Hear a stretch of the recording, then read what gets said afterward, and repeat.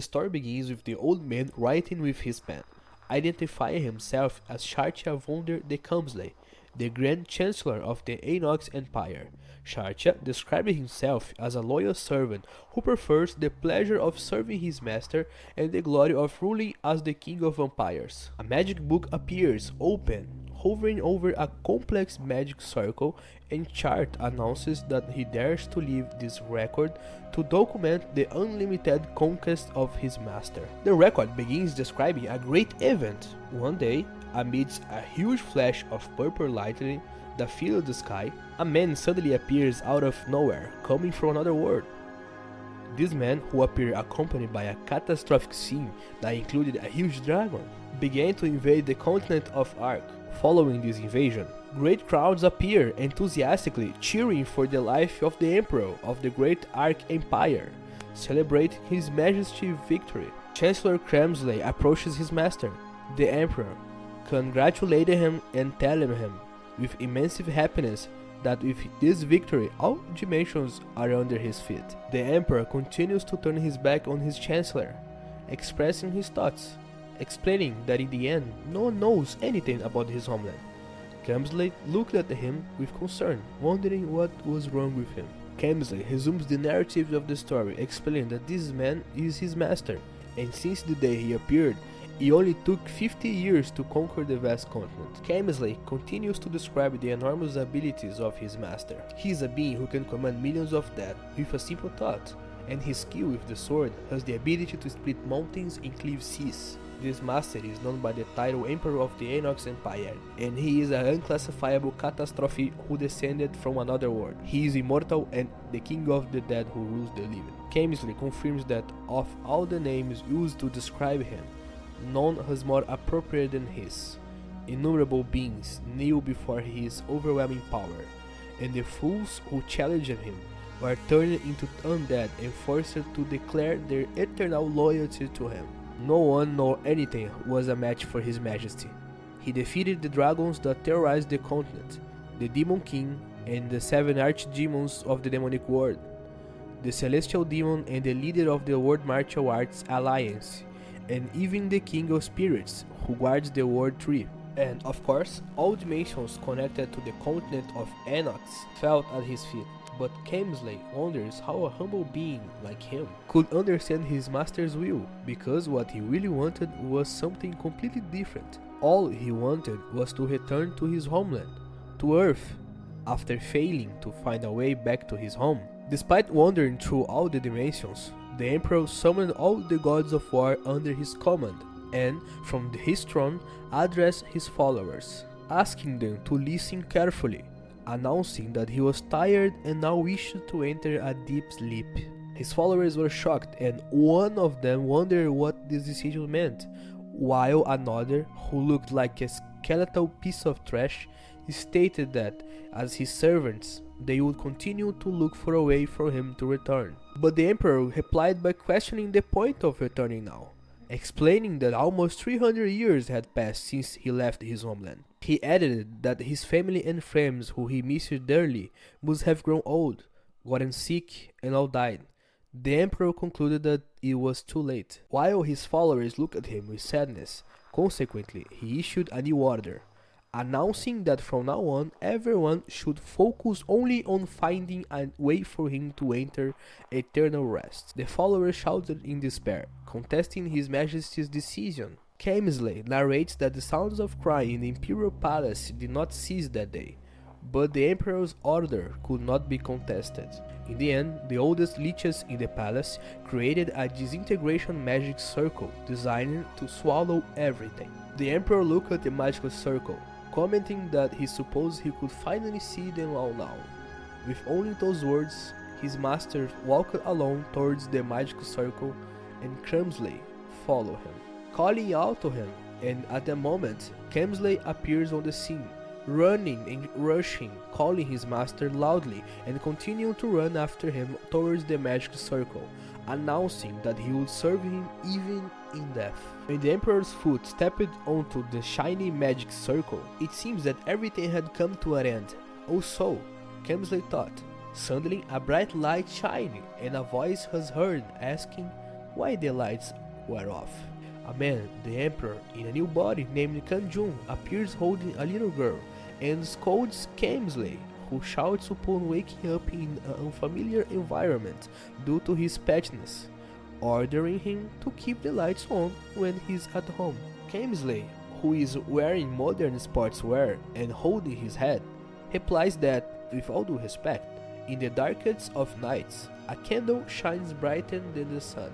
Kang-jun looks at him with disgust, wondering how the scoundrel dares to talk back, and advises him that if he has to start his speech with all due respect, it's better not to say anything. Kingsley clears his throat in embarrassment.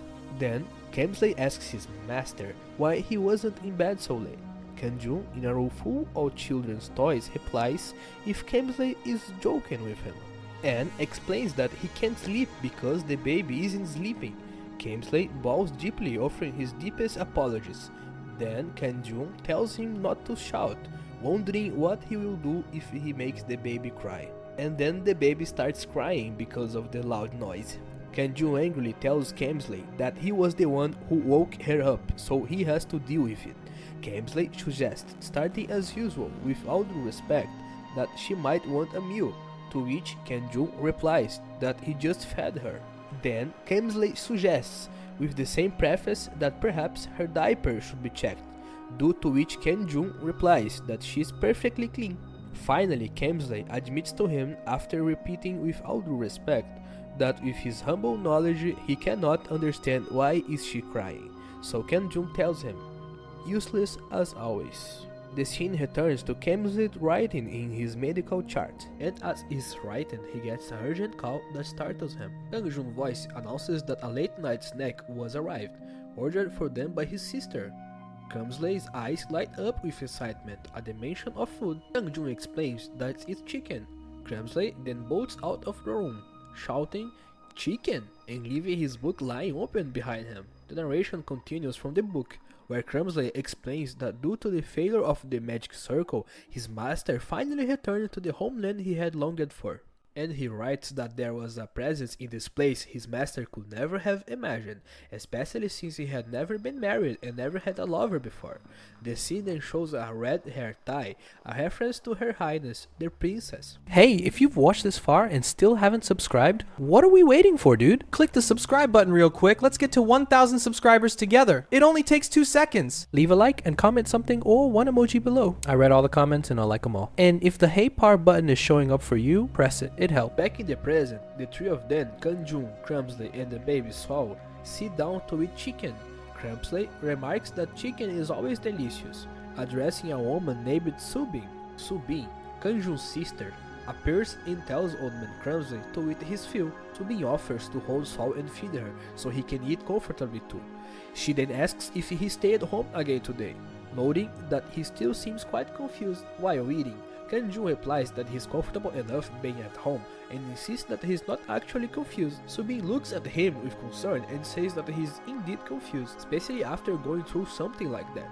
Kang-jun tries to insist he's really fine, but Subin cuts him off, telling him he shouldn't pretend to be okay and that she's just grateful he made it back alive. Subin reminds him that he disappeared during the first gate incident, asking if he realized how many years have passed.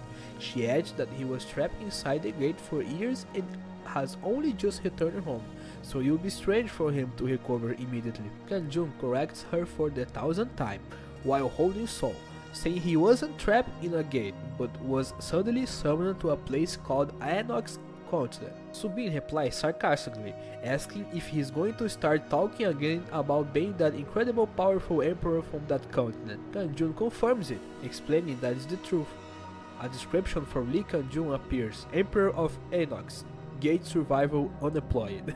Subin keeps up her sarcasm, then points to Kingsley and asks who the old man is. Kingsley responds by introducing himself to her. Kang-jun explains that Kingsley is his close assistant and another unemployed gate survivor, adding that he used to help him with his duties and discuss matters of state. Kingsley chimes in, noting that as a loyal servant, he was responsible for most of the administrative affairs. Lee Subin, Kang-jun's older sister and a factory worker, respond with feigned understanding. Subin follows up with a sign, pointing out that most gate survivors suffers from mental breakdowns or lose their ability to speak due to PTSD. She expresses her relief that Kang-jun and old man Kramsey only seems to be suffering from mild delusions. Kang-jun looks annoyed and tells her that even though she is his only sister, it's rude to call him crazy. Soo-bin reassures him, saying it's okay, and adds while petting him that he returned after 3 years and it's normal for him to have difficulty adjusting. Soo-bin continues to encourage him, saying that he has Seol and he's still young, so he shouldn't worry and should just focus on his treatment. She then corrects herself, changing treatment to adjustment, and states she will do her best to manage things until then. While Kang-jun remains silent, she then turns to the old man and tells Kramsley that he can stay with them for as long as he likes until he can find his family. Kramsley expresses his deep gratitude to Soo-bin's mother. Kang-jun looks enquiringly at Seol. Meanwhile, babe Seol, the daughter of the unemployed Kang-jun, makes a sound. Seol appears holding her untied beep. Then Kang-jun murmurs that he will tie it for her, and while holding the beep strings, he mentions that in the past he personally tied the knots used to hang those guilty of high treason. Sounds like a health thing to say to a baby. Seol looks at him innocently, struggling to repeat his words. Kang-jun confirms seriously and asks her to watch closely, while holding a chicken neck and demonstrating with the beep strings. He explains that if knot is woven tightly like this, the neck snaps immediately, and before he can finish, Soo-bin, who suddenly appears, screams his name. She's in shock and asks what on earth he's telling a baby. Kang-jun calmly responds that he was only providing paternal education. Angrily, Soo-bin orders him to stop and clean Seol's face, and forbids him from telling any more scary stories to the baby from now on. Kang-jun mutters that his is very difficult. Kang-jun gently wipes Seol's face. Soo-bin comments that Seol seems to like her father's touch. Kang-jun holds the baby, who was started to get sleepy, and announces that he's going to put her in the room. He gently lays her down on her bed and thinks of his daughter, who was born while he was away. Kang-jun remembers a previous scene where Soo-bin was holding the baby and saying that her name was Lee Seol, and that her mother died during childbirth while he was missing, and she asks him if he remembered anything. In his memory, Kang-jun replied that that was 300 years ago. Soo-bin starts to repeat 300, but stopped and said she understood. Then she reminded him that she was still his daughter and asked him to treat her well. Back in the present, Kang-jun sits beside the sleeping Seol and thinks, crossing his arms, that this situation is not so bad. Kang-jun recalls another memory from his previous world in a field at sunset, where Kramsey asks him what he would like to do if he could return to his homeland.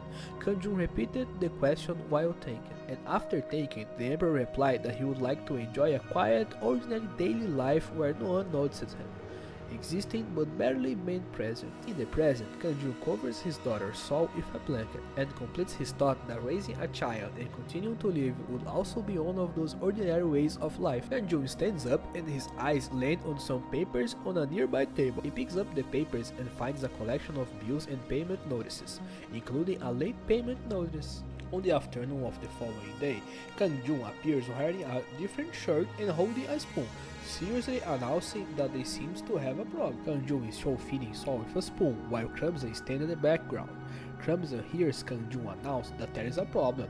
Then Kramsey wonders worriedly about the nature of this problem. Kang-jun confirms the matter and asks Seol if the food is good, to which the baby responds affirmatively. Kramsey thinks to himself in shock, wondering if the great absolute master himself just said the word problem. Kang-jun asks Kramsey to read those documents out loud. Kramsey holds the papers and begins to read a debt collection notice for unpaid phone bills. Kang-jun asks for the next one. Then Kramsey continues reading a water shut-off notice due to late payments. Kang-jun asks for the next ones again. Kramsey continues reading a notice for the suspension of electricity supply, followed by a gas shut-off notice due to an overdue balance. Kang-jun interrupts him, saying that is enough, while he continues to feed Seol. Kramsey asks Kang-jun, apologizing for saying so, if all those documents are demanding late payments. Kang-jun confirms that Kramsey is right, and adds that his sister didn't mention it, but it seems that the financial situation is a complete mess. Kramsey, not understanding who would dare demand payment from a member of the royal family, suggests that they could temporarily increase tax rates and impose progressive taxes on nobles and regional lords. Kang-jun stifles a laugh and then bursts into laughter at the idea of the progressive taxes while holding his head.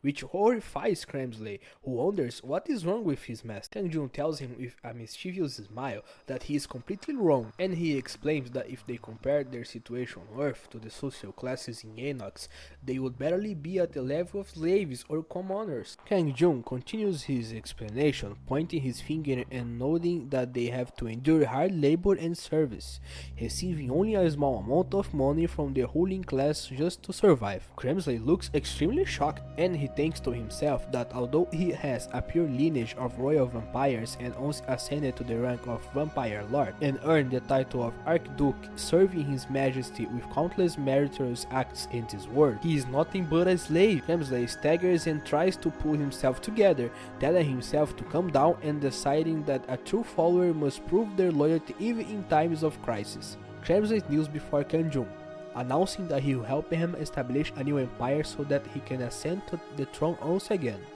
To which Kang-jun indefinitely responds that he should do as he pleases.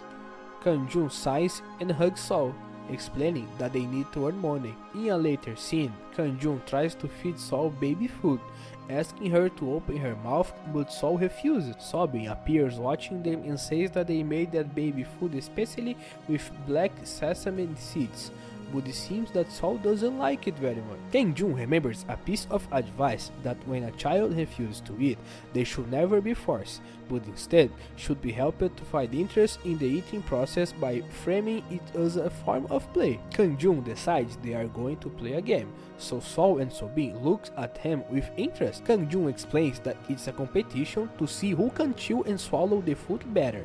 Kang-jun lifts the spoon, his eyes sparkling, and announces that if she wins, she can do whatever she wants today, and then asks if she accepts the challenge. Seol's eyes sparkle with excitement, and she shouts, agreeing to the challenge. Sobin smiles and encourages her, asking Seol to eat and defeat her father.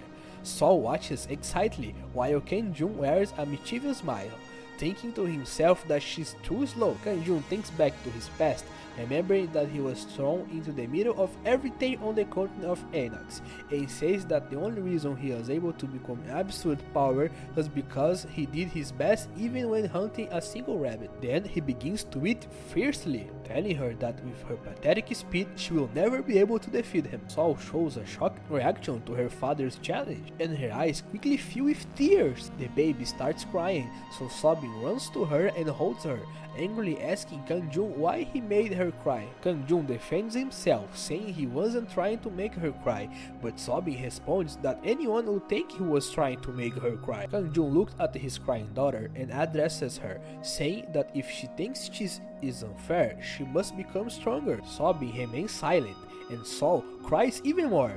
Then Sobin sighs while trying to calm her. Meanwhile, Kramsley is seen writing in his log that His Majesty the Emperor challenged the princess to a full duel this morning and that he did his best against the princess, who is not even 3 years old, and secured the victory. Kramsley continues to write while looking out the window, concluding his entry by saying that it is impossible not to feel a slight concern about his future actions. Later, Kang-jun appears holding Seol and asks his sister Sobin if he can go out today. Sobin stops cleaning and asks, surprised, why he is leaving so suddenly. Sobin expresses her concern, saying it's her day off so she can take care of Seol, but for him to go out alone is worrying. Kramsley intervenes laughing and reassures Sobin that it will be perfectly fine, explaining that he will accompany him. Sobin asks, surprised, if he will be joining him as well. The scene shifts to Kang-jun and Kramsley riding a bus. Kang-jun remembers his conversation with Sobin about money. In the memory, he recalls Sobin admitting that she doesn't have a single cent, explaining that the neighborhood where they live is dangerous,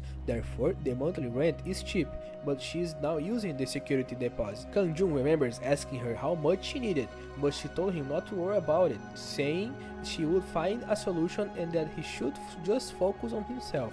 And she added with a faint laugh that she just hoped to win about 1 billion WS from the lottery ticket she bought this week. Sobin continues in the memory that if she won, they could move to a safe place and she would be able to focus on Seol until he found a decent job. Sobin looked at Seol, who was asleep and hugging her leg, adding that Seol is at an age where she needs all the love and attention she can get. Back on the bus, Kang-jun thinks to himself that this is a problem that money can solve.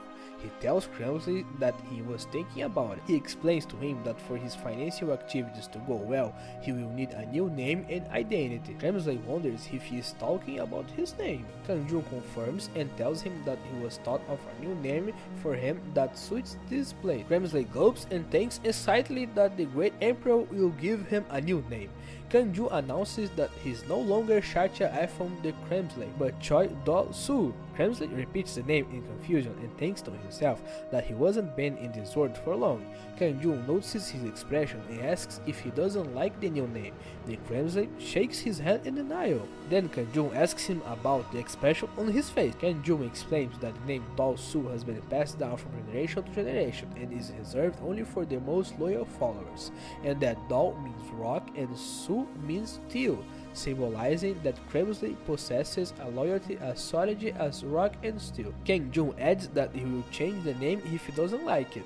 Then Kremsley interrupts him, enthusiastically telling him that he won't dare, as a humble servant, to arbitrarily judge the value of a name given to him by the emperor himself. Kang-jun nods, expressing his happiness that he likes the name. Then he thinks to himself, the name is much better than Kinga, which was the first name that came to his mind. They arrive at a bus station in the city. Kang-jun tells Do-soo that they have arrived and must get off.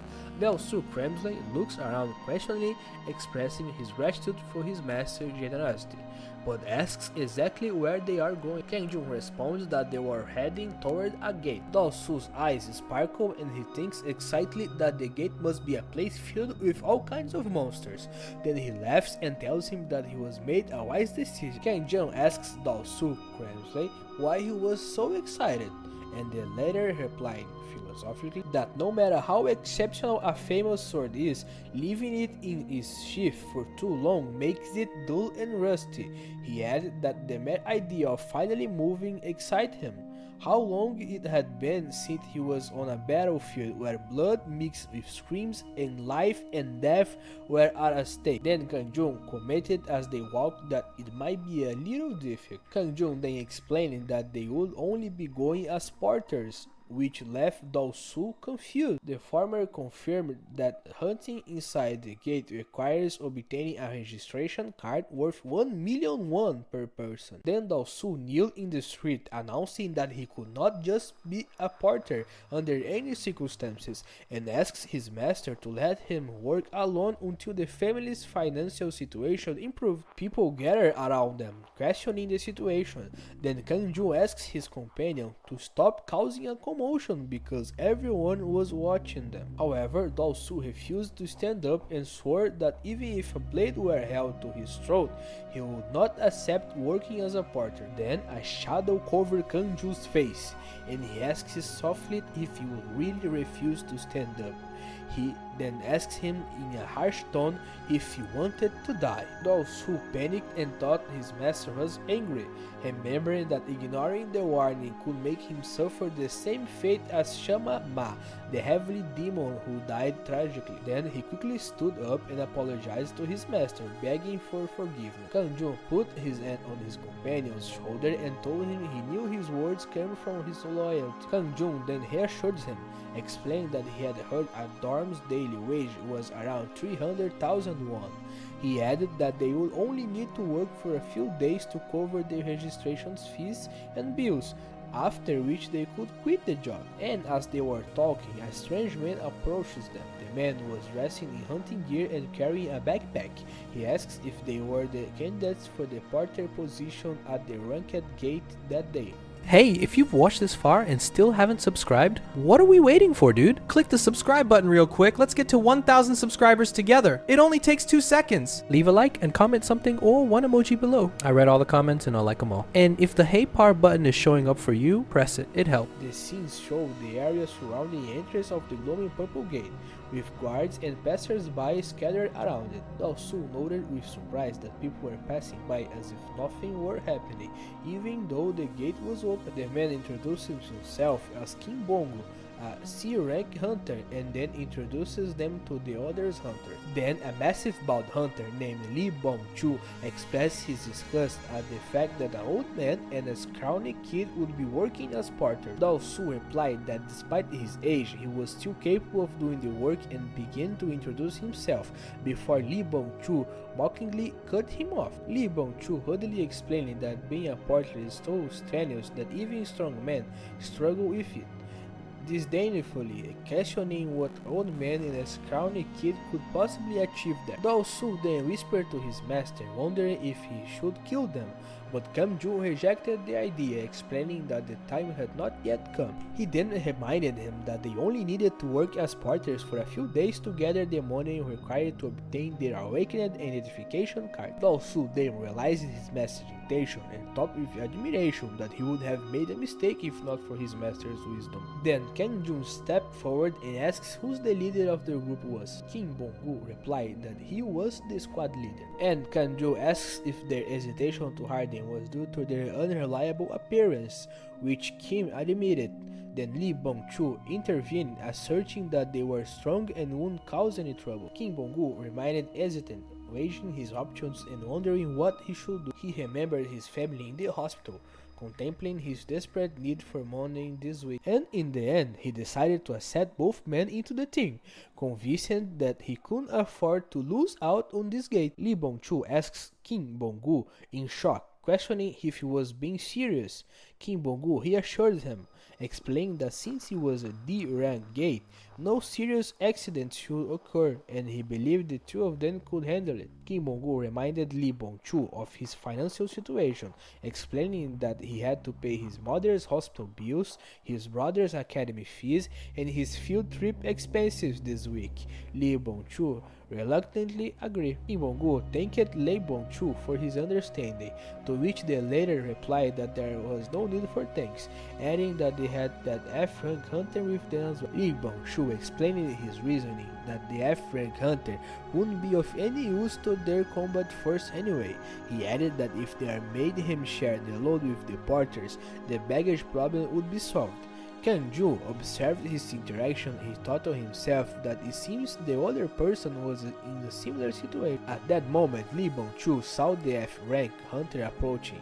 He shouted his name, asking why he was taking so long, and adding that he had only asked him to bring a cup of coffee, sighing that he had finally arrived. The F-rank hunter runs over out of breath and offers the coffee with an apology. As Lee Bong-chu takes the coffee, Kang-jun observes the scene, wondering if a lower level hunter can be treated like a servant, and thinking that Earth is no different from the continent of Enox, where the strong prey on the weak. Feeling somewhat bitter about it for some reason, Lee Bong-chu throws his bags on the ground and shouts at the others, wondering what they are doing and asking if they plan on leaving tomorrow. The F-rank hunter tries to protest, but Lee Bong-chu hurriedly interrupts him, telling him to stay back to help the porters, and sarcastically asks if he thinks the old man and the skinny boy can carry their luggage properly. Lee Bong-chu continues to scold him, reminding him that he was kind enough to let him join, and adding that frankly if he went to the front, he would only be a hindrance. The F-rank hunter submits, saying that he understands. Then Lee Bong-chu turns to Kang-jun and calls him ignorant. Kang-jun repeats the word in his mind, surprised. Lee Bong-chu assures him, pointing his finger at him, that he is indeed serious, and warns him that he won't have the luxury of worrying about his own life in there. Therefore, he must not dare to get in their way. And he adds that the same applies to the old man. Dao-su becomes furious, wondering how that insolent scoundrel dares to speak that way. After that, Lee Bong-chu walks away. Then the F-rank hunter approaches the luggage, announcing that he will carry the heaviest bag, and as he hefts a large bag into his back, he adds that even though he is only F-rank, he is still awakened, and while he might be of no use in combat, he can easily carry a few bags. Kang-jun looks at him and agrees. When the hunter hesitates for a moment and asks what is wrong, Kang-jun replies that he wants to give him a piece of advice. The hunter asks him in surprise what he means, to which Kang-jun Kang-jun explains that he needs to earn money today at all costs and that he doesn't want any trouble. And as the hunter wanders in confusion, Kang-jun stares at him with penetrating gaze, saying that he is pretending to be so naive and so weak, and advises him that at least for today he should continue acting that way until the end. Kang-jun adds coldly that he only needs to help them carry the luggage and return in silence, wonder if that is so difficult to understand. Then he turns to Dao-su and says they should go, and Dao-su agrees. And as they reach the entrance office, Dao-su asks if this is some kind of entry procedure or a staff member behind the counter. Here and Bongo address them, confirming the reservation to use the gate near Guru Digital Complex station, and adding that they may enter now. However, the staff member warns them that, although this is only a D-rank gate, a series of fatal accidents have occurred here recently. Kim Bong-gu wordly repeats the phrase fatal accidents, which the staff member confirms, explaining that the administration was designing it as an investigation site. They add that while the difficulty isn't considered high, the cause remains unknown, so they should please be careful. Kim Bong-gu thanks them in response. The glowing purple gate appears outside. The three hunters, Kim Bong-gu, Lee Bong-shu, and the rank F hunter, Hank, rush through the gate. Kang-jun tells Dao-su that they should go too. Dao-su agrees, and they follow the others inside. As soon as they enter, a system interface appears before Kang-jun in a black void, displaying messages such as starting player information registration, determining player combat power, and loading player achievements. With progress purchases appearing finally, two last messages pop up. The player physical abilities exceed the standard, therefore an accurate measurement cannot be loaded, and player information registration complete. Afterward, the team find themselves in a dark and eerie forest, and Lee Bong-chu remarks that there is something suspicious about this gate. Lee Bong-chu continues wondering if they are informing that undead type monsters will appear. Kim Bong-gu confirms, saying they must do their best to finish the raid quickly. Kang-jun walks behind them. Suddenly, a massive blue system window appears in front of Kang-jun alone. The window displays the player's name as Lee Kang-jun, a level 1 necromancer. It lists his titles and stats as question marks in parentheses, and explains that the player's level is too low to summon followers. Kang-jun wonders, what is this? As he continues to analyze the window, and he thinks with annoyance that being level 1 is a complete nonsense, adding that even he was difficult measuring his own strength, so who dares to measure it this way? He wonders, also questioning the meaning of divine power. Till Kang-jun finds the titles interesting, he assumes he obtained the title Absolute Necromancer when his dark magic reached the 90th circle. Looking at the Dimensional Invader title, he assumes he earned it because he intentionally plunged several dimensions into crisis while searching for a way back to Earth. As for the Demon Slayer title, he figures he has likely killed over 1 million demons, and regarding the Dragon Slayer title, he assumes he received it for killing that dragon back then. He then moves on the Plunderer of the World Tree title. Kang-jun finds it incredible that they would go as far as giving him a title just for snatching the Divine Tree from the Spirit World. He recalls that he only took it to planting the palace garden because it looked empty, adding to himself that he had no idea it would wither so quickly. Kang-jun looks at the followers section and realizes that if he increases his level, he will be able to summon the followers with whom he formed a contract. Kang-jun smiles, thinking that he won't be limited to just Dao supremacy. If he could also summon the Imperial Court ministers, the palace staff, the chiefs of staff, and the treasury to Earth, it would be incredibly convenient. At that moment, Lee Bong-chu snaps at Kang-jun, scolding him for being distracted in a place where their lives are on the line. Bong-gu announces that they need to get out of there. The group treks through the dark and desolate forest, where the three hunters walk in front while Kang-jun and Dao-su follow behind. Lee Bong-shu comments with disgust about how disgusting the place is, where the three hunters walk in front while Kang-jun and Dao-su follow behind. Lee Bong-shu comments with disgust about how disgusting the place is, and Bong-gu agrees with him, saying they should finish this quickly and get out of there. The rank F hunter turns towards Dao-su and Kang-jun wonders if they should just continue following them. Dao-su clumsily whispers to Kang-jun that this place is surprisingly comfortable, and he adds that it feels as though his exhausted body and mind are recovering, to which Kang-jun responds that he's kind. Kang-jun looks around the dense forest, wondering if there shouldn't be undead-type monsters there, and he thinks that this place is similar to the Deadlands, a forbidden area on the continent of Enox, and he feels that it is refreshing for the first time. Suddenly, Kim Bong-gu raises his hand and orders everyone to stop. The F-rank hunter raises himself, gathering glowing blue energy in his hands. Kim Bong-gu says it's time to get to work, to which the F-rank hunter replies affirmatively.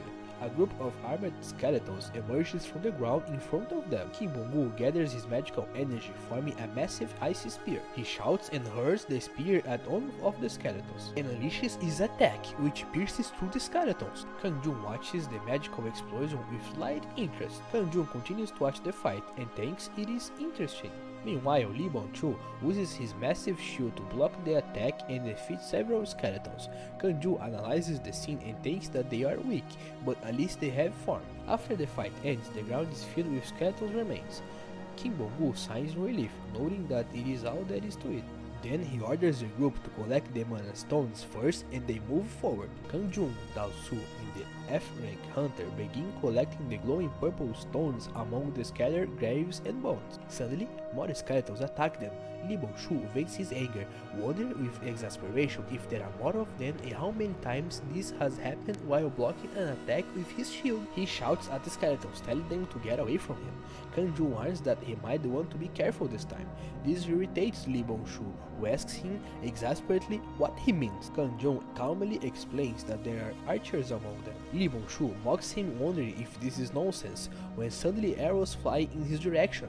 Grumples angrily as he struggles to raise his shield to block the arrows hit him with force. Both Lee Bong-chul and Kim Bong-gu seems to be in shock, and the farmer grumbles, wondering what is going on. At that moment, an arrow heads straight for Kang-jun, but he calmly catches it with his hand before it hits his face.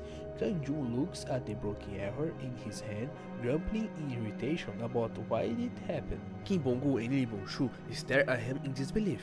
The farmer wondered how he had pulled it off, while the latter asked what he meant. Kang-jun responded indifferently, explaining that it was simple luck. He then turns to the hunters, reprimanding them for their lack of focus, and angry adds that he nearly died because of them.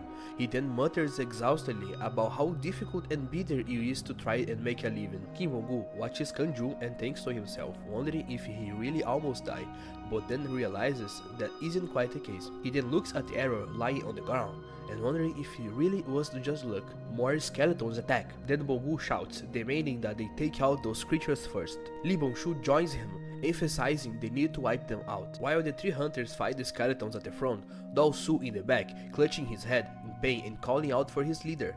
At that moment, Kang-jun is playing rock, paper, scissors with him. He says he's thinking of playing rock this time, but might change his mind. Dao-su then begs him to stop. Kang-jun asks why he refuses to play, explaining that it's a fun game. Dao-su complains that he is the only one getting hit and begs to be killed. Kang-jun replies that this time might be different and invites him to the next round. Meanwhile, the F-rank hunter watches them in silence. The F-rank hunter thinks to himself that this man has been bothering him for some time. He recalls Kang-jun's previous warning to keep acting right, and he sees how Kang-jun is acting, as if he knows something and is proud of it. He then wonders if the man belongs to the administration office. At the same time, Kang-jun continues his game, asking Dao-su what he plans to play next. Dao-su begs him to play fair, which leads Kang-jun to ask disdainfully if he's being accused of cheating, something Dao-su quickly denies. Kang-jun cuts him off, announcing that he's decided to go with rock.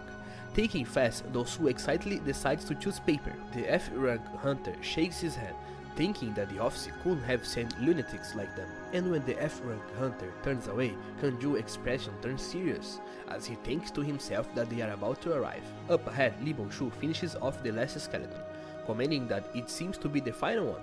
Kim Bong-gu confirms that it's finally over. Kim Bong-gu says everyone did a great job and suggests they head back now. Suddenly, the F-rank hunter is startled and shouts, asking what he is seeing while pointing forward. In the distance, through the fog, the silhouette of a monastery or a castle appears. A system window appears in front of Kim Bong-gu, announcing that the hidden dungeon called the Monastery of Demon Worshippers has been opened. Hey, if you've watched this far and still haven't subscribed, what are we waiting for, dude? Click the subscribe button real quick. Let's get to 1,000 subscribers together. It only takes 2 seconds. Leave a like and comment something or one emoji below. I read all the comments and I like them all. And if the Hey Par button is showing up for you, press it. It helps. A system window appears in front of Kim Bong-gu, announcing that the hidden dungeon called the Monastery of Demon Worshippers has been opened. Kim Bong-gu wonders in surprise about it being a hidden dungeon, and he thinks that this type of dungeon is where people hit the jackpot because it's filled with priceless artifacts and rare magic books, as well as treasures that cannot be found anywhere else, sometimes even containing elixirs. Kim Bong-gu feels extremely excited. He thinks that what he wants most right now is to finally find a elixir, the only medicine capable of waking his mother from her coma. Kim Bong-gu continues to think, remembering that those appearing in actuals are sold at exorbitant prices, much higher than he can afford. He realizes that if he manages to get one himself, this will be his only chance. He adds that he doesn't want to back down, but wants to give it a try. Then he asks the group out loud what they should do about the hidden dungeon. Lee Bong-shu looks at the system window, commenting that this is the first time he's seen one in person, and he thinks that if they report it to the office will give them a small reward and take all the rights for themselves. Kim Bong-gu suggests that since they are already there, it's better to try and clear it themselves. Lee Bong-shu responds doubtfully, questioning if he really thinks this group is capable of succeeding, adding frankly that only the two of them have any real power. Kim Bong-gu tries to convince him by pointing out that they have become strong enough and that is still within a D-rank gate, so it's not too dangerous. When Lee Bong-shu asks if he's sure about that, Kim Bong-gu assures him that the worst case scenario is that it's just D-rank. Then Lee Bong-shu gets excited and decides to go for it, thinking to himself that if he makes a huge profit, he could retire forever. He then turns towards the three porters, Kang-jun, Do-soo and F-rank Hunter, and asks for their opinion. Kang-jun wonders if this is considered overtime and also asks about the amount of the overtime pay. Lee Bong-shu raises his hand with 5 fingers, announcing that he will pay 5 times the normal price, but warns them to think carefully, as this means the risk will also be 5 times greater.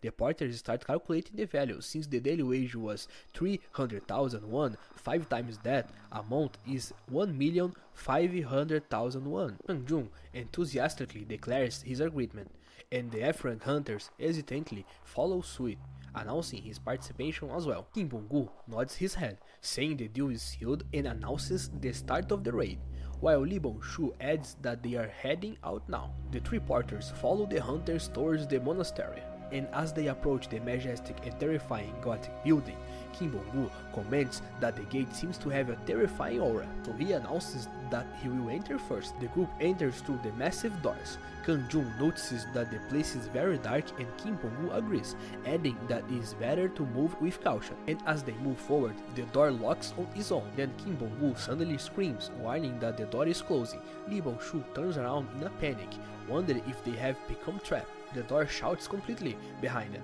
Lee Bong-shu screams, telling everyone to try and open it as he rushes towards it. He tries to push the heavy, ornate door, but realizes that it doesn't move. He punches the door with his fist in anger and concludes that the door will not open until the place is cleared of monsters. Kim Bong-gu responds calmly, reminding them that they came from the start with the intention of finishing it, so they decided to continue moving forward. Do-soo wonders about the locked door, but Kang-jun reassures him, saying it is nothing and that in the worst case scenario it's just a barrier spell he can break if necessary, encouraging him to move forward. The group advances through a long dark corridor decorated with strange sculptures, where Kim Bong-gu points out the strangeness of the absence of monsters and Lee Bong-shu agrees. Suddenly, Kim Bong-gu stops and tells them to wait, then marvels at what he sees. Meanwhile, Lee Bong-shu's face also shows an expression of shock. The group discovers a large hall filled with a massive amount of corpses and blood, as if a violent battle had taken place. Lee Bong-shu murmurs that he cannot believe what he's seeing. Kim Bong-gu observes that it looks as if a battle took place there and both sides were annihilated, when suddenly the F-rank hunter screams to alert them about something. At the end of the corridor, there is a blood-stained altar, upon which stands a massive statue of a winged demon, while Kim Bong-gu seems to stutter as he wonders if what he's seeing is really a demon. Kang-jun silently wonders what is happening in that place. While thinking that he has seen that scene before, Do-soo notices something carved on the altar, pointing out that it looks like a language from another world. Kang-jun orders him to translate, and Do-soo responds affirmatively. Do-soo begins to examine the inscriptions, explaining that they are written in the language of the demonic world. Lee Bong-soo asks if he can read them, and Do-soo responds, adjusting his monocle, that he will read them. Do-soo reads the first part, which states that the test must be passed and dignity proven, while Kim Bong-gu asks about the meaning of the test. Do-soo looks at the corpses scattered around them and concludes that the test was to fight the monsters guarding the place, adding that since they are already dead, it means they have already passed the test. Do-soo continues to read, pointing to the inscription that mentions that faith and loyalty must be proven by offering 10 living souls on the altar. Lee Bong-soo wonders in disgust what kind of nonsense he is reading. Do-soo continues to read, explaining that the text refers to the descent of the noble guardian of the hell, and the need to kneel before him and beg for forgiveness, and that only those who he forgives can return alive. Do-soo comments with admiration on the blood-stained altar and the lit candles, saying it is incredible and pointing out that the altar is enchanted with a summoning spell strong enough to summon a high-level demon. Lee Bong-soo yells angrily at him, calling him a senile old fool, and expressing his disbelief in such talk. Do-soo calmly points to inscriptions on the nearby wall, explaining that they symbolize hellfire, and he explains that the hellfire is an eternal flame that feeds on life force and is a common catalyst for summoning demons. Kim Bong-gu realizes this in horror, pointing out that each flame of this type requires a person's life and that there are already 9 candles lit on the altar. Kim Bong-gu concludes that 9 sacrifices have already been made and that one more will complete the ritual, and asks if this is supposedly a way to summon the demon and beg for it to let them live, to which Do-soo confirms, according to what is written on the plaque. Lee Bong-soo mocks them, wondering if they really believe in that. Suddenly, the F-rank hunter intervenes, saying they have to make a decision. Kim Bong-gu asks him in surprise what he means, and the hunter responds with a terrifying look while clutching his back, wondering if they are just going to sit there and all die. Kim Bong-gu looks confused as he asks what he means. The F-rank hunter continues in a threatening tone, saying that the time has come. Lee Bong-soo looks at him in horror, wondering why he was that look in his eyes. Then the F-rank hunter bursts into hysterical laughter. Lee Bong-soo yells angrily, calling him a scoundrel and expressing that this situation is not funny. While Bong-gu looks terrified, the hunter apologizes sarcastically, saying that seeing everyone frozen in fear was so pathetic that made him laugh. Then he coldly announces that the time has come to decide who will be the next sacrifice. Wonder who among them is the most useless human. Kim Bong-gu protests, refusing and insisting that if they look carefully, there must be a way for everyone to get out alive. As for Lee Bong-soo, he thinks to himself that this man seems crazy, adding that if someone has to die, it should be someone who has already lived long enough. While his eyes turns toward Do-soo, Do-soo notices that look directed at them and wonders if he is the one being referred to as someone who was lived long enough. Then he realizes that he is not human in the first place, and wonders in fear if the one in question is his master, who was over 300 years old. Do-soo whispers to his master, Kang-jun, begging for his forgiveness, warning him that those insolent people seems to be targeting him and describing him as someone who was already lived long enough. But Kang-jun responds calmly, looking at him and confirming that he is the target. And when Do-soo wonders in confusion if he is truly the target, Kang-jun confirms it once again. Then he tells him to stay still, referring to his previous loss in the game of rock, paper, scissors. So Do-soo submits to his will, and at that moment Kim Bong-gu screams, demanding that they do not rush and instead try to find a way for everyone to survive. Lee Bong-soo looks at Kim Bong-gu, accusing him of still trying to play the same. He asserts that he is not wrong, warning that if they continue like this, everyone will be trapped and perish, and he angrily adds that it's all because Kim Bong-gu brought the matter up in the first place. But the latter tries to calm him down, saying that arguing about who is right will not change a thing. Lee Bong-soo responds with a look of hatred, saying that if he insists on playing the hypocrite until the end, then he should be the one to die. Kim Bong-gu wonders in shock what he means, to which Lee Bong-soo responds sarcastically, wondering if he really doesn't want that. And suddenly the F-rank hunter begins to laugh hysterically and comments on how the scene is incredibly entertaining, adding that when people are backed into a corner, they reveal their ugly natures. Lee Bong-soo turns to him in anger, asking him what is wrong with him, to which the F-rank hunter responds that there is no need for further fighting, as the matter has become clear. Then the F-rank hunter reveals his true face, explaining that he intended to kill all of them from the very beginning, and he begins to cast a spell. Then a dark purple energy gathers around him, and the skeleton rises from the ground in response to his magic. Then Lee Bong-shu realizes with horror that he is a necromancer and screams in anger, trying to curse him. The necromancer, who was formerly the F-rank hunter, smiles with a malicious grin, noting that they have finally realized his true nature. Then he reveals his identity as assassin hunter belonging to the Anti-Office Alliance, and he corrects Lee Bong-shu, stating that he is not a trash rank, but a A rank, explaining that he is fundamentally different from the others like them. Considering himself a great being, Lee Bong-shu is stunned as he repeats the name of the Alliance, remembering that they, unlike the Hunter's Office, believe that those with special powers should monopolize health and power, and he realizes that this man is an assassin who tracks hunters affiliated with the Office. Lee Bong-shu stares at the skeletons that the necromancer summoned, thinking desperately that their number could reach 20 or 30, and he realizes that they are now also facing a rank A assassin. Then Kim Bong-gu says that there is no chance of victory. Lee Bong-shu falls to his knees, announcing that it's over and that they are as good as dead. But Kim Bong-gu shouts at him in anger, demanding that they at least try to fight. The necromancer reaches out towards the falling Lee Bong-shu, mocking his posture and demanding that he accepts his fate in becoming a sacrifice for the great cause. And at that moment, Kang-jun steps forward, addressing the necromancer and demanding that he stop. He explains to him that killing this man now would be a bit annoying. Then the necromancer asks him in a surprise why, to which Kang-jun responds that he is indebted to these people. Kang-jun confronts the necromancer, who was previously a F-rank hunter, reminding him that he had clearly warned him before that he would have been better to keep pretending until the end. And when the necromancer asks if he belongs to the office, Kang-jun denies it, but the necromancer insists on knowing his true origin. Then Kang-jun simply replies that he came from the house in Silohandong. The necromancer then realizes that Kang-jun has no intention of revealing his affiliation and asks again how he got there specifically. Kang-jun sarcastically replies that he came by public transport on a direct bus station.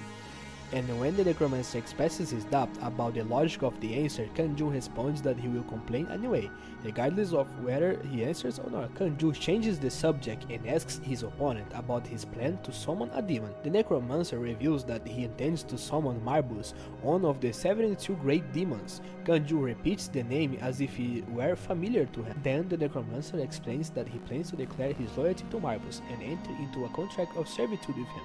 But Kang-jun interrupts him, saying that this explains everything. The necromancer continues explaining his objective, stating that he seeks to borrow Marbus' immense power to rebuild the world order. But Kang-jun interrupts him again, noting that he had thought his features were familiar for some time. So Kang-jun casually mentions that he's sure he personally killed most of the 72 demons during the previous invasion, and an image of him fighting them flashes through his memory. He also wonders if this Marbus is one of the few who managed to escape and survive back then, as another image of a demon fleeing flashes in his mind. The necromancer ignores his words and firmly declares that Kang-jun must die for the sake of the great cause. The necromancer unleashes dark magic, summoning a horde of skeletal and shadowy figures. At that moment, Lee Bong-shu is overcome with despair, mourning his imminent death in such an absurd way. While Kim Bong-gu apologizes to everyone, admitting that his greed is what led them into this situation.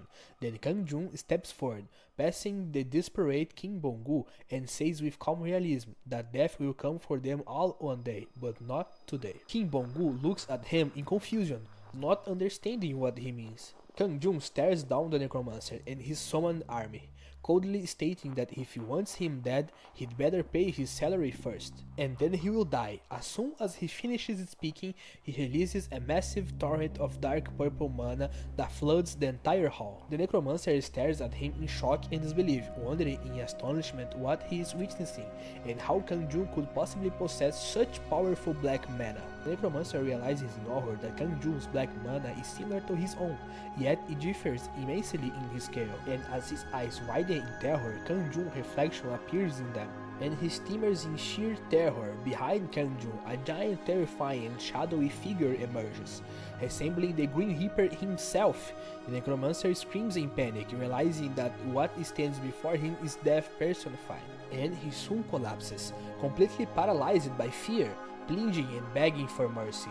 Only one thought crosses his mind: he must escape. At that moment, Kang-jun calls out in a powerful voice for Kramsley, Dao Su's true name. The latter immediately responds in the affirmative. Then Kang-jun orders him to prepare to show proper respect. Dao Su's eyes glow red as he begins a grand, formal announcement, proclaiming the arrival of an irregular catastrophe. He continues in a booming voice, identifying Kang-jun as the king of the dead, who rules and reigns over the living. And Kramsley concludes his grand announcement, addressing the panicked necromancer, the mighty immortal. All hail his majesty, the emperor, as a swirling aura of dark energy envelops him. And the scene concludes with all the skeletons kneeling. Kim Bong-gu looks at the scene in complete shock. Hey, if you've watched this far and still haven't subscribed, what are we waiting for, dude? Click the subscribe button real quick. Let's get to 1,000 subscribers together. It only takes 2 seconds. Leave a like and comment something or one emoji below. I read all the comments and I like them all. And if the Hey Par button is showing up for you, press it. It helps. Wondering in his mind what is happening. Meanwhile, the necromancer, who had been pretending to be a half-rank hunter, was kneeling on the ground before Kang-jun, apologizing and begging him to spare his life. Kang-jun, surrounded by an aura of dark energy, tells him that frankly he also wanted a normal life. Kang-jun takes a step forward towards the kneeling necromancer and squats down before him. Continuing, he says that he wanted a quiet and simple life without drawing any attention. He then grabs the necromancer's face, forcing him to look up, and says sarcastically that he talks as if his desire for quiet life were some kind of noble wish. At that moment, Kang-jun's eyes glow red with a strange symbol, and his reflection appears in the eyes of the terrified necromancer. Dao Su Kramsley coldly realizes that his master has activated his demonic eye. Dao Su explains that this is a high-level illusion technique that drags anyone who meets his master's gaze into a nightmare vision. Dao Su explains that the greater the power gap between his master and the victim, the more terrifying the hell the victim sees. The necromancer screams in terror as horrific visions of monsters and blood float in his consciousness. The necromancer collapses to the ground unconscious, trembling. Kim Bong-gu watches the scene in complete confusion, wondering what is happening now and who is this man Kang-jun really is. Kang-jun stands up and looks down at the collapsed body, commenting that the necromancer wasn't too bad, as he remained in consciousness longer than most of his victims. Then Kang-jun turns his gaze back to Kim Bong-gu and asks if he wants to end up like the necromancer. Kim Bong-gu stammers a refusal, trembling with fear. Kang-jun orders him to be careful with his words.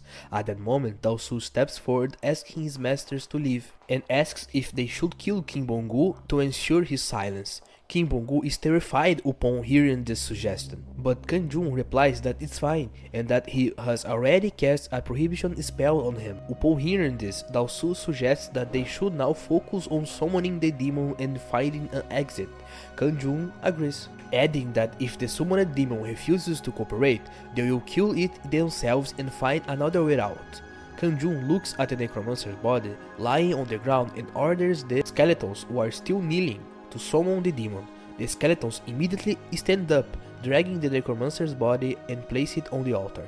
One of the skeletons raises his sword and stabs the victim as the 10th offering, blood splattering everywhere, while Bong-gu covers his mouth in horror. The 10th and final candle on the altar lights up, and an enormous dark energy erupts from the altar, pushing Kim Bong-gu back. A massive winged demon creature similar to a gargoyle shudders on the altar. Kang-jun looks at the summoned creature and comments that it's an impressive entrance. Meanwhile, the summoned demon Marbus told that for centuries he had not forgotten the day he witnessed the massacre of his king before his eyes, and as the few survivors had to scatter across the realms, he remembers that after losing his power in that battle, he became a weak fugitive, wandering through infinite dimensions, but endured driven solely by the desire for revenge. Marbus thinks that he has finally regained some of his power and answered the call to this strange dimension. Then the demon roars thunderously, asking who dares to summon him and who dares to propose a pact with one of the 72 demons, Marbus, the guardian of hell. Marbus sees that this place to which he was summoned is perfect for rebuilding his power and planning his revenge. Then he declares his agreement and acceptance of the offering. Kang-jun looks at the demon Marbus and says that he remembers him now. Marbus looks confused, thinking that this voice sounds familiar. Kang-jun smirks and asks if he was the one who fled first back then. Then Marbus recognizes Kang-jun in horror and mutters, wondering if he is the immortal. Kang-jun sarcastically comments that if someone lives long enough, they will eventually meet everyone again, noting that it's interesting to find him here. He adds that he has been a long time and he almost feels happy to see him. Terrified, Marbus asks, why is Kang-jun in this barren and useless dimension? Kang-jun simply replies that this is his hometown. Immediately, Marbus changes his tone, declaring that this is a truly wonderful dimension. Meanwhile, he thought to himself that he was as good as dead and that for the last time, at least he had a chance to flee. Marbus remembers that even with all the 72 demons united, they lost like dogs, and that is his. Marbus remembers that even with all 72 demons united, they lost like dogs, and that in his current state there is no way he can face the immortal alone. Marbus decides to himself that he must escape while Kang-jun is distracted, and that he will gather his scattered brothers for revenge one day, assuring himself that it cannot end like this. Marbus immediately begins to beg, calling Kang-jun by the title Great King of Death, but Kang-jun interrupts him, telling him to speak normally. Marbus immediately pleads for his life to be spared and swears that he was only dragged here by the summoning ritual, and never intended to invade Kang-jun's hometown, as he continues to beg for mercy, swearing that he will disappear forever and hide in a distant world to live in silence forever. Kang-jun listens and then responds that he understands. Marbus looks at him in confusion. Kang-jun repeats that he said he could go, then turns to Do-soo, saying that Seol might be waiting for them, so they should finish this and go home. Marbus enthusiastically thanks the great immortal for his boundless grace, and as he turns to leave, Kang-jun suddenly remembers what he read in the day-by-day parenting guide, which states that pets help a child's emotional development a lot, and that those who grow up with pets tends to have higher IQs and greater empathy. While Marbus tried to withdraw cautiously, announcing that he would be leaving now, Kang-jun stops him again, telling him to wait. Marbus freezes in place and nervously asks what he wants. Kang-jun looks at him and simply orders him to bark. Marbus is stunned and asks incredulously what he means. Kang-jun repeats his order, saying he told him to bark. Marbus seethes with rage, thinking to himself, how can the immortal do this to him? The demon continues to tremble with humiliation and thinks, how dare the immortal subject him to such a shameful act? Kang-jun looks at him coldly and tells him to try harder. In the end, Marbus gives in and lets out a loud bark, swearing to himself that he will never forget the humiliation of this day. Kang-jun comments that Marbus is good at it. The humiliated Marbus responds that it's an honor for him. Kang-jun clarifies that he was not saying this as a compliment, but that he was actually like a real dog. He smiles and agrees with him, commenting that it's truly incredible how much he can look like a dog. Marbus seethes with rage internally, unable to believe he was come to this situation. He, one of the 72 demons who ruled the entire demon world. Kang-jun tells Marbus that he passed, then asks if he can transform. Marbus asks in confusion what he should transform into. Kang-jun thinks for a moment, wondering what kind of puppy a 3-year-old girl would like. Marbus panics internally, thinking that he is a demon among demons, that he gained fame for his overwhelming power and extremely cruelty, and that he was nicknamed the Guardian of Hell and ruled at the top of the demon world with his 72 brothers, only to find himself now transformed into a small, chubby, petting corgi, wondering about his form and not believing what he is doing to himself. Kang-jun comments that he is certainly cute, but there is something a little strange. He intervenes, saying that with all due respect, this will not be enough as a pet, but Kang-jun disagrees, commenting that he looks too weak and that his leg seems a bit short, which could mean his movement would be poor. Do-soo responds that his insides are a complete different beast anyway, so why not prioritize what Her Highness would prefer instead? Marbus in corgi form, and he thinks to himself how these insolent fools dare to belittle him, and that he will never forget the humiliation of this day, and will take his revenge one day. Kang-jun coldly orders him to try something else, The trembling Marbus agrees. Marbus transforms into a cute white Pomeranian. Kang-jun orders to see the next one. He then transforms into a long-haired dog. Kang-jun repeats his request to see the next one. He transforms into a dachshund. With an even more irritated look, Kang-jun orders to see the next one. Marbus returns to his corgi form. Kang-jun then asks if he was a problem with that. Marbus responds, wondering in disbelief who he is referring to and if he is the one being spoken to. Kang-jun confirms that he means him. Marbus quickly thinks to himself that there is no way he would dare. Kang-jun's eyes narrow as he orders to see the next form. Marbus desperately transforms into a small Doberman. Kang-jun's face suddenly lights up and he shows his admiration. He declares that this is the best one yet and leans in to pet the Doberman's head. Marbus thinks angrily how he dares to pet him, one of the 72 demons and a leading power in the demon world, as if he were nothing more than a common dog. And as Kang-jun continues to pet him, Marbus finds that the touch actually feels quite nice and that he wants to wag his tail.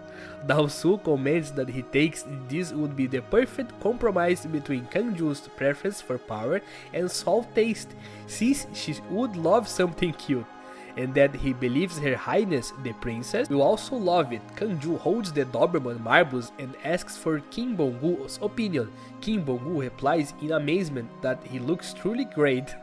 Kang-jun says it's time to head back while holding Marbus in his arms. Marbus thinks to himself how utterly humiliated he feels, yet wonders why he also feels strangely satisfied. Kang-jun and Dao-su turn to leave. Kim Bong-gu calls out, apologizing and addresses him as Sir. Kang-jun asks if he is calling him Sir. Kim Bong-gu confirms and begins to speak. Kim Bong-gu suggests that it would be better to retrieve the body before leaving in order to handle the matter smoothly. Kang-jun asks him to clarify what it means handling. Kim Bong-gu explains that this is a major incident involving the management union's anti-burial, and that the management burial will definitely investigate the matter. Kang-jun thinks to himself that he hates troublesome incidents, and especially the taste receiving unnecessary attention or focus. Kang-jun continues to speak, telling Bong-gu that he was incredible back there, and saved his life. Kang-jun thinks to himself that he wasn't a hunter anyway. Confused, Kim Bong-gu asks for clarification. Kim Bong-gu asks, "What do you mean?" Kang-jun taps Kim Bong-gu's shoulder and explains that he was referring to how Kim Bong-gu personally stepped forward and eliminated the evil and terrible criminal with a single blow, only to be interrupted by a gasp. Shocked, Kim Bong-gu wonders if he really did that. Kang-jun looks at Kim Bong-gu, who now appears completely confused with complex mathematical equations appearing in the background, and tells him that he was been through a lot. Kim Bong-gu, sweating profusely, responds that he was only doing what he had to do. Kang-jun taps Kim Bong-gu on the shoulder and says he admires his sharp attitude. Then, Kang-jun announces that it's time to go, and a glowing blue portal opens on the altar. Blood acts, the three of them, Kang-jun carrying Marbus, Dao-su, and Kim Bong-gu, step through the portal. Outside the entrance of the gate, Kim Bong-gu was talking to the official from the Bureau of Management. The official comments that what happened was like a bolt out of the blue and that he is glad everyone returned without serious injuries. The official tells Kim Bong-gu that he has just received the body identification results and it has been confirmed that he was an assassin from the management union's anti-burial who was on the wanted list. He explains that the Gate Special Investigation Division will form a dedicated team to investigate and that they will summon Kim Bong-gu to provide a formal statement later, to which Kim Bong-gu reluctantly agreed. The official adds that once the investigation is over, the incident will be announced in the media. Kim Bong-gu repeats the word with concern, wondering if the matter will truly be announced. Kim Bong-gu stops for the medics carrying the covered body on a stretcher and thinks that if it weren't for Mr. Kang-jun, they would have been the ones ending up as lifeless bodies. Hey, if you've watched this far and still haven't subscribed, what are we waiting for, dude? Click the subscribe button real quick. Let's get to 1,000 subscribers together. It only takes 2 seconds. Leave a like and comment something or one emoji below. I read all the comments and I like them all. And if the Hey Par button is showing up for you, press it. It helps.